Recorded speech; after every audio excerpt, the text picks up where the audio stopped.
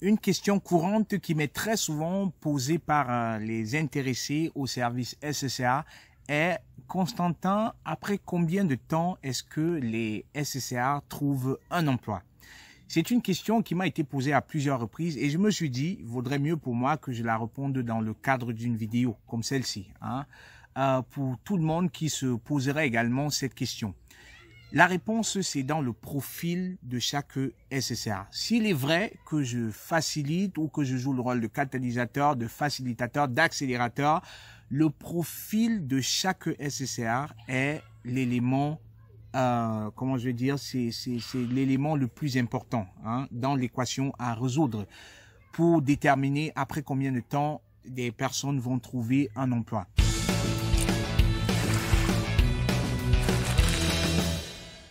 Je vais vous parler de mon expérience parce que j'ai accompagné plusieurs centaines de SCCA à ce jour. Et il y en a qui, après quelques semaines seulement, ont trouvé un emploi.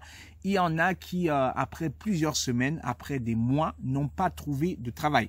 Donc, mon expérience à ce jour, lorsque je regarde les statistiques, on varie entre 4 semaines depuis le premier contact à 6 mois. 6 mois, ça c'est les durées les plus longues des personnes qui ont que j'ai accompagnées. Peu importe que ce soit des premiums ou pas premiums. C'est-à-dire que j'ai eu des premiums aussi, chez qui ça a mis 5 mois, malgré que je faisais avec la personne, on s'adaptait, on était dans l'adaptation de stratégie, on était dans les modifications et tout et tout. Il y a des SCCA pour qui ça a pris du temps. Mais c'est une question de profil. C'est une question de profil et de secteur d'activité. Parce que vous avez des personnes pour qui il n'y a rien de plus évident qui vont trouver un emploi. Tout simplement parce que le profil est excellent. Quand je dis profil excellent, c'est quoi? C'est des personnes qui ont l'expérience pratique. C'est des personnes qui, pendant les études, ont eu à faire des stages. C'est des personnes qui, pendant les études, ont eu à faire des travaux d'étudiants, des Werkstudent. En allemand, c'est comme ça qu'on appelle ça. Étudiants salariés, c'est ça le terme en français. Voilà. Donc, c'est des personnes qui ont des expériences pratiques que les entreprises recherchent et qui, peut-être par le biais des bénévolats, ont également renforcé ces compétences-là, compétences souples et même techniques des fois. Donc, ces personnes-là, elles entrent dans le marché de l'emploi avec déjà un niveau plutôt soutenu, un niveau plutôt considérable d'expérience.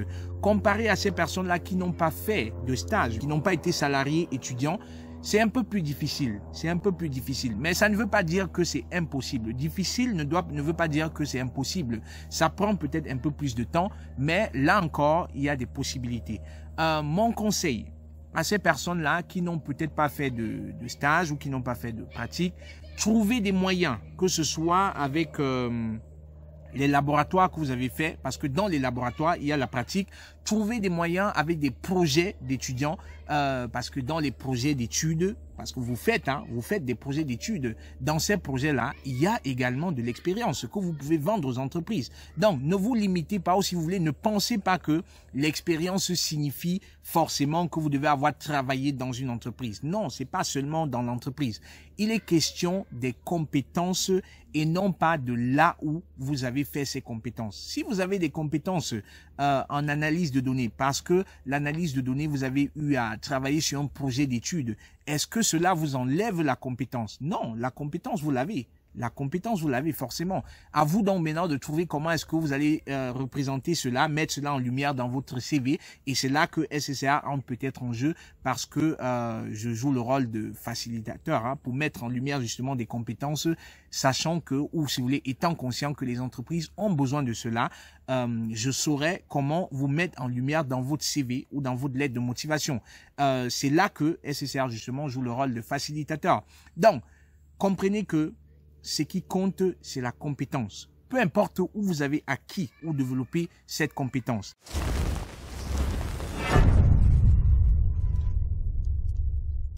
Il y a des personnes, comme j'ai dit, qui vont trouver rapidement le travail parce qu'elles ont le profil. Il y a d'autre part des personnes qui vont trouver facilement le travail parce que la demande pour leurs compétences est très élevée. C'est le cas, par exemple, pour des analystes de données. Vous savez que l'analyse de données aujourd'hui, on est dans le big data, on est dans le Internet of Things. Donc, c'est des personnes qui ne vont pas beaucoup traîner pour trouver un emploi parce qu'elles sont demandées. On est ici dans la loi de l'offre et de la demande. Plus il y a de demandes pour leurs services, forcément, c'est eux qui sont un peu les maîtres. C'est eux qui sont les maîtres du game. Et du coup, c'est à leur avantage. On a également les informaticiens. Aujourd'hui, avec Covid encore, Covid a tout simplement accéléré cela avec les personnes qui sont dans l'informatique, développeurs de logiciels, développeurs d'applications ou bien sécurité informatique. Ils sont très demandés. Ils sont très demandés aujourd'hui et ils ne vont pas forcément traîner. C'est pas dire que parce que le secteur demande beaucoup d'informaticiens ou bien d'analystes de données qui doivent se permettre de faire n'importe quoi et envoyer des CV qui n'ont pas de sens. Non, ils doivent se mettre également en lumière. Il faut pas baisser la garde, il faut se préparer en conséquence pour les interviews et c'est comme ça que, bon voilà, vous allez maximiser vos chances. Je vais conclure cette vidéo en vous parlant d'un exemple concret, un exemple d'un SSR Premium que j'ai accompagné. C'est très récent, ça ne fait même pas, on est à quoi? C'est la 4e semaine depuis qu'on a commencé à collaborer et à l'heure où je vous parle, il a déjà un emploi. Il me contacte, je discutais encore hier avec lui, il n'en croyait pas ses yeux, parce que quand il me contactait, il ne s'attendait pas à ce que ça aille aussi vite. Et moi-même, j'étais surpris que ça aille aussi vite. Bon, pas surpris en tant que tel, mais surpris parce que c'est le cas le plus rapide à l'heure que j'ai eu, c'est-à-dire qu'en 3 semaines, depuis le premier contact, je vous parle du premier contact, je ne parle même pas d'envoyer le CV. Donc, il me contacte 1 semaine après, j'ai déjà fait son CV, j'ai déjà défini avec lui la stratégie, le plan d'action pour envoyer, parce que le tout, c'est pas d'envoyer seulement des demandes. Il faut bien cibler les rôles, il faut envoyer des demandes pour lesquelles on a un profil qui match. Et donc, il a envoyé en tant que développeur, parce qu'il a fait électronique, en tant que développeur, en tant que ingénieur test, et il a été recruté pour un rôle dans l'ingénierie de test. C'est allé mais extrêmement vite, il était préparé. Donc le mec, il a fait quoi? Il a envoyé 14 demandes, il a reçu au total, il a envoyé 14 demandes, il me montrait ça hier, 14 demandes, il a reçu 3 invitations à des entretiens à l'heure où je parle. Il a déjà un contrat, donc le contrat est déjà validé. Il va passer les 2 entretiens cette semaine, les 2 autres entretiens cette semaine. On s'est préparé pour ça en conséquence. Il a reçu, je pense, 4 refus des 14 et puis il y a encore 8 qui sont ouverts. Il attend des réponses. Donc, la question, bien évidemment, c'était pour lui, est-ce que je continue d'envoyer des demandes ou est-ce que je mets un break? Je lui ai dit non, c'est pas la peine, parce que ton score, il est impressionnant, il est top, top de chez top. Donc le mec, on a stoppé pour l'instant.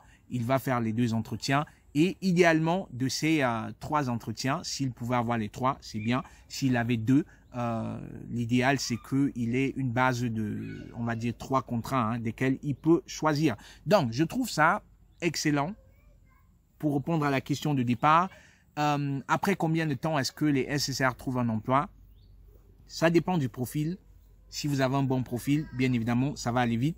Et si j'agis, si je travaille avec vous, ça va aller encore plus vite parce que je vais apporter cette petite touche-là pour que vous puissiez impressionner, pour que vous puissiez séduire les recruteurs, que ce soit dans votre CV, dans les lettres de motivation ou bien dans la préparation des interviews, pour que vous compreniez exactement à quoi vous attendre, pour que vous sachiez quelles sont les questions éventuelles qu'on pourrait vous poser et que vous sachiez comment répondre à ces questions, quelles sont les compétences que vous devez mettre en avant.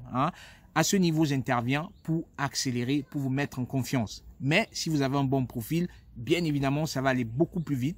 Et si dans votre secteur d'activité, comme c'était le cas pour ce SSA, non seulement il a un bon profil, mais il est dans un secteur demandé, l'électrotechnique. Vous savez que c'est très demandé. Les tests, les ingénieurs de tests, ils sont sollicités. Ils sont sollicités. Donc, dans son cas, c'est aller extrêmement vite. Et pour ceux qui sont dans un domaine super compliqué, parce que j'en ai eu ce que nous allons faire, si on travaille ensemble, surtout pour ceux qui vont aller en pack premium, pour que je les accompagne, pour que je sois co-responsable de leur réussite.